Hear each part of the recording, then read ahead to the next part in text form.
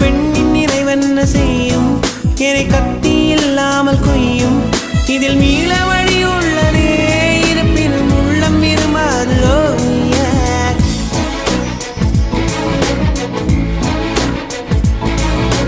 விழிகளின் அருகினில் வானம் வெகு தொலைவினில் தூக்கம்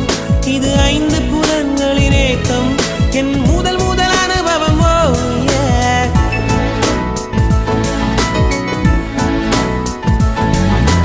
ஒலியின்றி உதடுகள் பேசும் பெரும் புயலென வெளிவரும் சுவாசம் ஒரு சுவடின்றி நடந்திடும் பாதம் இது அதிசயம்